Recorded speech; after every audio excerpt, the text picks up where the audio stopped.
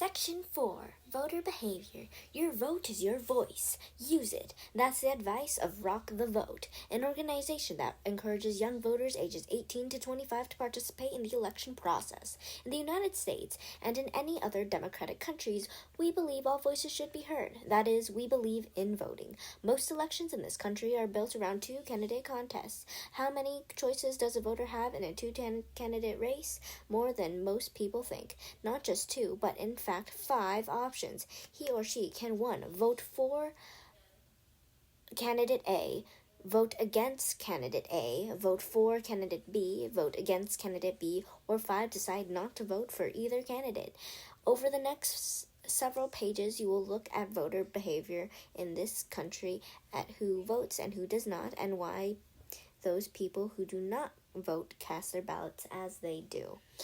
Non-voting. The word idiot came to our language from the Greek. In ancient Athens, idiots were those citizens who did not vote or otherwise take part in public life. Tens of millions of Americans vote in presidential and congressional elections, in state elections, and in city, county, and other public elections. Still, there are many millions of other Americans who, for one reason or another, do not vote. There are some quite valid reasons for not voting, as you will see, but this troubling fact remains. Most of the millions of Americans who could, but do not go to the polls, cannot claim any of those justifications. Indeed, they would have been called idiots in the Greece of 2,500 years ago. On Election Day in 2008, there are estimated 228 million persons of voting age in the United States, yet only 131 million of them, only 60%, actually voted in the presidential election. Nearly 100 million persons who might have voted did not. In 2008, some 121 million votes were cast in the elections held across the country to fill the 435 seats in the House of Representatives. That is, only some 53% of the electorate voted in those congressional contests. Notice that even lower rates of turnout in the off-year elections, that is, in the congressional elections held in the even-numbered years between presidential elections. Several facets of this non-voter problem are not very widely known. Take, for example, this striking fact. There are millions of non-voters among these who vote. Some 10 million persons who voted in the last presidential election could also have voted for a congressional candidate, but they did not choose to do so. Non-voting voters are not limited to federal elections. In fact, they have much more common in state and local elections. As a general common rule, the farther down the ballot of an office is, the fewer the number of votes that will be cast for it. This phenomenon is sometimes called ballot fatigue. This expression suggests that many voters exhaust their patience and or their knowledge as they work their way down the ballot. More votes are generally cast for the governorship than for other statewide offices, such as lieutenant governor or secretary of state. More voters in a county usually vote in the races for statewide offices than vote in the contest for such county offices as sheriff, county clerk, and so on. There are other little recognized facets of the non-voter problem too. Turnout in congressional elections is consistently higher in presidential years than is in off-year elections. The same pattern holds among the states in terms of the types of elections. More people vote in general elections than in either primary or special elections. Why people do not vote? Why so many non-voters? Why, even in a presidential election, do as many as half of those who could vote stay away from the polls? Clearly, the time it takes to vote should not be a significant part of the answer. For most people, it takes more time to choose a DVD to watch than it does to take their neighborhood polling place and cast a ballot. So we must look elsewhere for answers. Cannot voters, to begin with, look at another of those little recognized aspects of the non-voter problem? Several million persons who are regularly identified as non-voters can be much more accurately described as cannot voters. That is, although it is true that they do not vote, the fact is they cannot do so. The 2008 data support the point. Included in that figure are nearly 100 million who did not vote in the last presidential election, or at least 10 million who are resident aliens. Remember, they are barred from the polls in every state. Although 5 to 6 million citizens were so ill or otherwise physically disabled that they simply could not vote in an election, an additional 2 to 3 million persons were traveling suddenly and unexpectedly and so could not vote. Other groups of cannot voters can be discovered in the non-voting group. They include some 50 100,000 persons in mental health care facilities or under some other form of legal restraint because of their mental condition, more than 2 million adults in jails and prisons, and perhaps as many as 100,000 who cannot vote because of their religious beliefs. For example, those who believe that acts of such as voting amount to idolatry.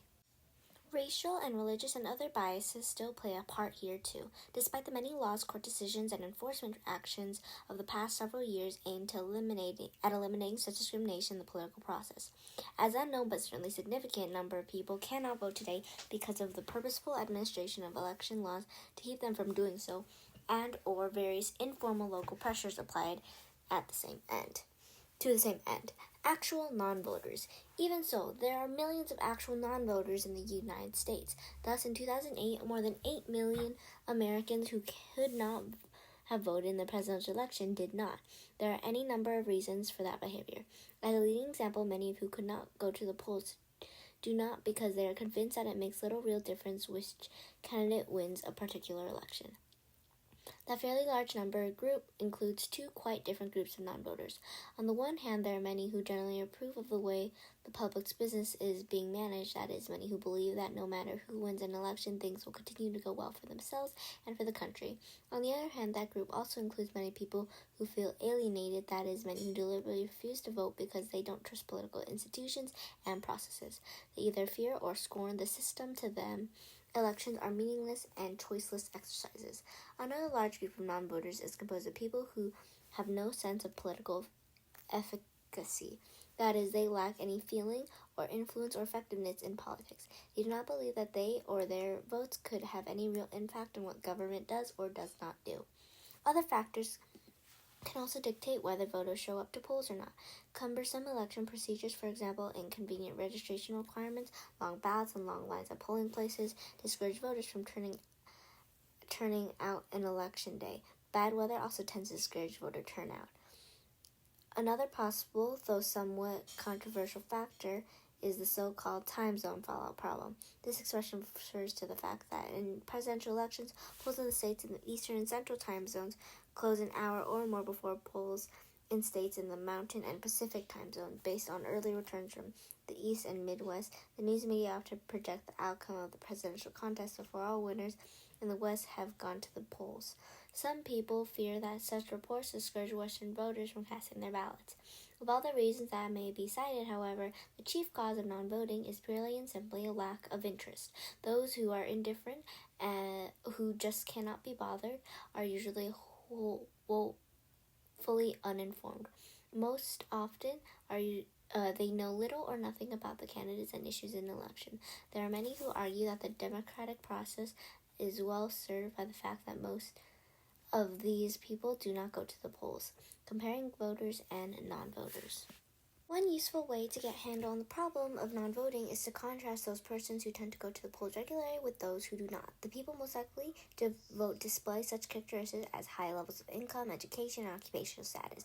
They are usually well integrated into community life. They tend to be long-time residents who are active in or at least comfortable with their surroundings. They are likely to have a strong sense of party identification and to believe that voting is an important act. They are also likely to live in those areas where laws, customs, and competition between parties all promote turnout. The opposite characteristics produce a profile of those less likely to vote. Non-voters are likely to be younger than age 35, unmarried, and unskilled. More non-voters live in the South and in rural locals. Men are less likely to vote than women, a fact that first became apparent in the 1980s. A few of the factors that help determine whether or not a person will vote are so important that they influence turnout even when they conflict with other factors. For example, those persons with a high sense of political efficacy are likely to vote no matter what their income, education, age, race, and so on may be. The degree of two-party competition also has extraordinary impact on participation. Thus, the greater the competition between candidates, the more likely people will go to the polls, regardless of the other factors. Despite the greater weight of some of these factors, however, note this point.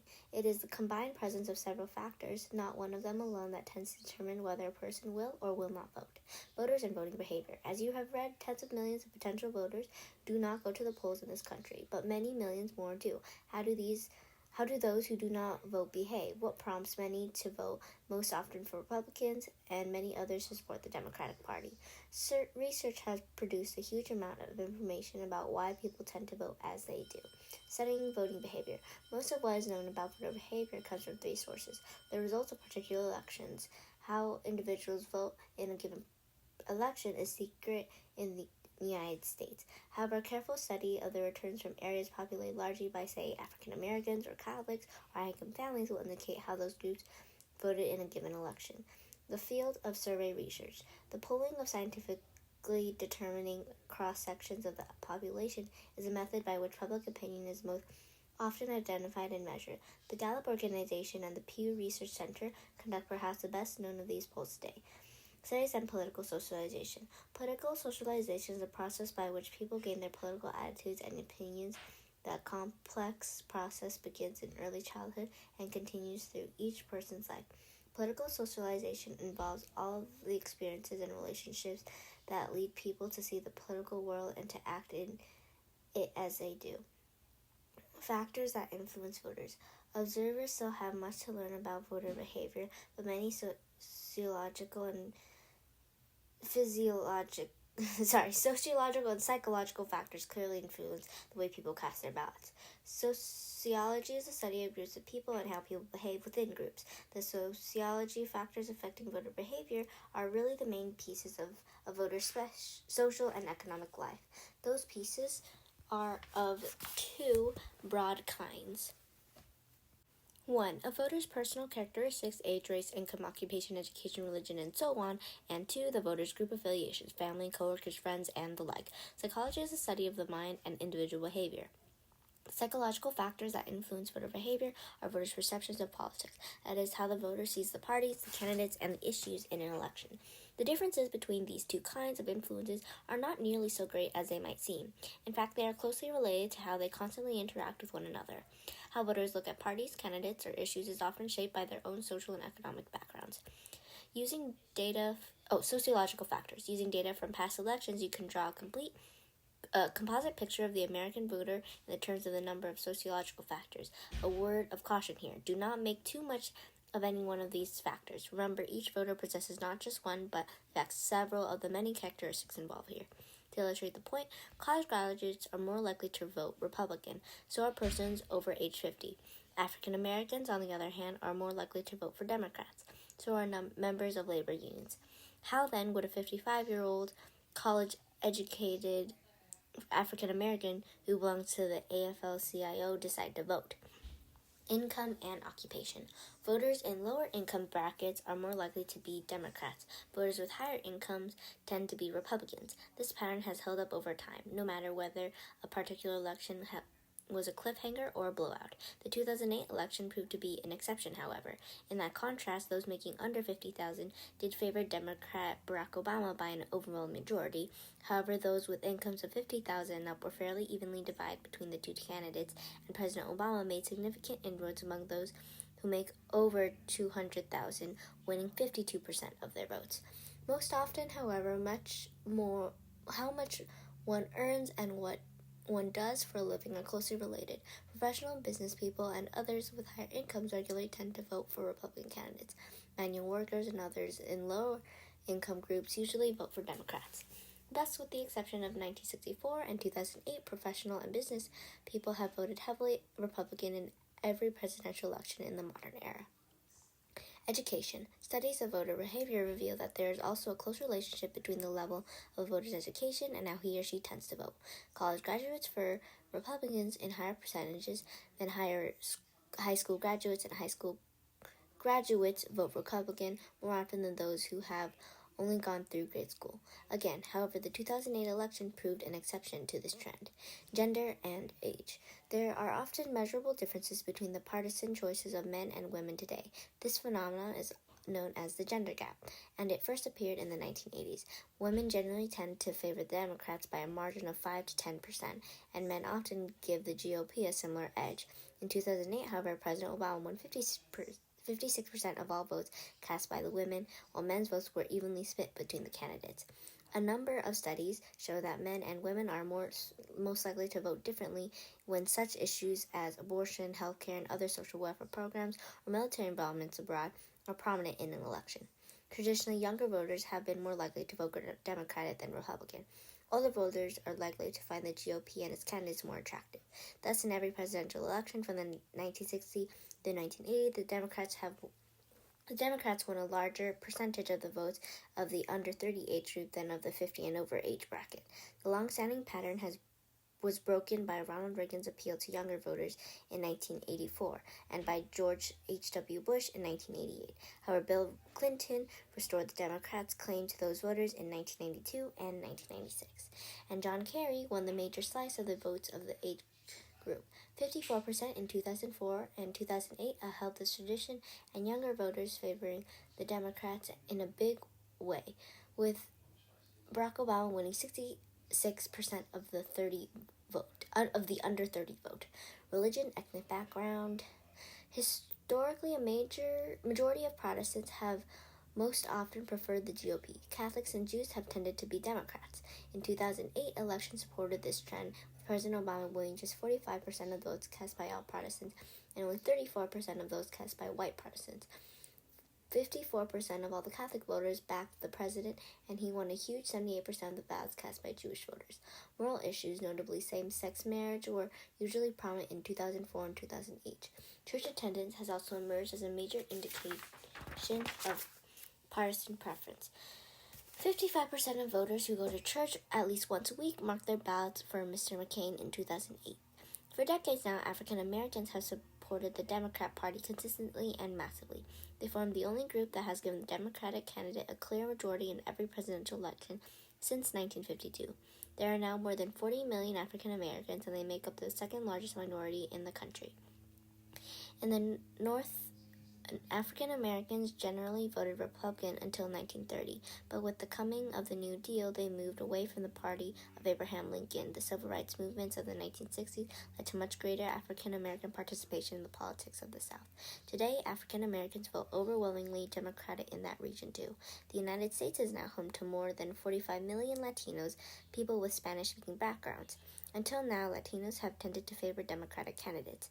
Note, however, that the label Latino conceals differences among Cuban Americans, who most often vote Republican, and Mexican Americans and Puerto Ricans, who are strongly Democratic. While the rate of turnout among Latinos increased significantly in the historic election of 2008, it was still comparatively low, well below 50%. Geography. Geography, the part of the country, state, and or locale in which a person lives, also have a measurable impact on voter behavior. After the Civil War, the states of the old Confederacy voted so consistently Democratic that the southeast quarter of the nation became known as the Solid South. For more than a century, most Southerners, regardless of any factor, identified with the Democratic Party. The Solid South is now a thing of the past. Republican candidates have been increasingly successful throughout the region over the past half-century. The GOP now carries most of the southern states in the presidential contest every 4 years and is now widely successful at the state and local levels across the region too. Those states that have most consistently supported Republican candidates over time have been Idaho, Wyoming, and Utah in the West, and Kansas, Nebraska, and the Dakotas in the Midwest. The Democrats have made significant inroads in former Republican strongholds in New England over the past two decades or so. Voters' attitudes also vary in terms of the size of the communities in which they live. Generally, the Democrats draw strength from the big cities of the North and East and on the Pacific Coast. Many white Democrats have moved from the central cities and taken their political preferences with them, but Republican voters still dominate much of the suburban America. Voters in smaller cities and rural areas are also more likely to be Republicans. Family and other groups. At this point, you have seen the American voter sketch in terms of the several broad social and economic characteristics. The picture can also be drawn on the basis of much smaller and more personal groupings, especially such primary groups as family, friends, and coworkers. Typically, the members of a family vote in strikingly similar ways. 9 out of 10 married couples have the same partisan leanings. As many as 2 of every 3 voters follow the political attachments of their parents, those who work together, and circles of friends who also tend to vote very much alike. This like-mindedness is hardly surprising. People of similar social and economic backgrounds tend to associate with one another. In short, the person's group association usually reinforces the opinions he or she already holds. Although they are quite important, it would be wrong to give too much weight to the sociological factors in the voting mix. For one thing, those factors are fairly static. That is, they tend to change only gradually and over time. To understand voter behavior, you must look beyond such factors as occupation, education, ethnic background, and place of residence. You must also take into account a number of psychological factors. That is, you must look at the voters' perceptions of politics, how they see and react to the parties and candidates and the issues in an election. Party identification. A majority of the Americans identify themselves with one or the other of the two major parties early in life. Many never change. They support that party, election after election, with little or no regard for either of the candidates or the issues involved in the particular election. The hefty impact of party identification, the loyalty of people to a particular political party is the single most significant and lasting predictor of how a person will vote. A person who's a Democrat or a Republican will, for that reason, very likely vote for all or most of that party's candidates in any given election. The practice of voting for candidates is only one party in an election is called straight ticket voting. Party identification, therefore, a key factor in American politics among many other things. It means that each of the major parties can regularly count on the votes of millions of faithful supporters in every election. Several signs suggest that while it remains a major factor, party identification has lost some of its impact in recent years. One of those signs is the weakened condition of the parties themselves. Another is marked increase in split ticket voting, the practice of voting for the candidates of more than one party in an election. That behavior, which began to increase in the 1960s, is fairly common today. Another telling sign is the large number of voters who now call themselves independents. That term is regularly used to identify people who have no party affiliation. It includes voters that are independent of both the Republicans and the Democrats and of any minor party as well. Independent is a tricky term, however. Many who claim to be independents actually vote most often for the candidates of one or the other of the major parties. The loose nature of the party membership makes it difficult to determine just what proportion of the American electorate is independent. However, the best guesses put the number of independents at somewhere between a fourth and a third of all the voters today, and the role that these independent voters play is especially critical in those elections. When the opposing major party candidates are more or less evenly matched, until fairly recently, the typical independent was less concerned, less well-informed, and less active in politics than those voters who identified themselves as Republicans or Democrats. The unflattering description still fits many independents. However, a new breed of independent voter began to appear in the 1960s and 1970s, and their ranks have grown over the years since then, largely because of the political events and the personalities of that period. These new independents preferred not to join either of the two major parties. Today, these independents are often young and above average in education, income, and job status. Candidates and issues. Party identification is a long-term factor. While most voters identify with one or the other of the major parties and most often supports candidates, they do not always vote that way. One or more short-term factors can cause them to switch sides in a particular election or at least vote a split ticket. Thus, in 2008, several exit polls indicated that about 10% of those voters who regularly identified themselves as Democrats actually marked their ballots for the Republican nominee, Senator John McCain, and just about the same percentage of Republicans crossed over and voted for the Democrat senator from Illinois, Barack Obama, in that election. The most important of these short-term factors are the candidates and the issues in an election. Clearly, the impression a candidate makes on the voters can have an impact on how they vote. What image does a candidate project? How do the voters see that a candidate in terms of personality, character, style, appearance, past record abilities, and so on? And how do voters see the opposing candidate? Just as clearly, issues can also have a large impact on voter behavior. The role of issues varies, however, depending on such things as the emotional content of them, issues themselves and the voters' awareness of them, and the ways in which the contending candidates present them in the electorate. Issues have become increasingly important to voters over the past 40 years or so. The tumultuous nature of politics over the period, highlighted by the Civil Rights Movement, the Vietnam War, the feminist movement, the Watergate scandal, the economic problems, and over recent years, such critical matters as a severe economic recession and the ongoing wars in Iraq and Afghanistan is most likely the reason for this heightened voter concern. The end.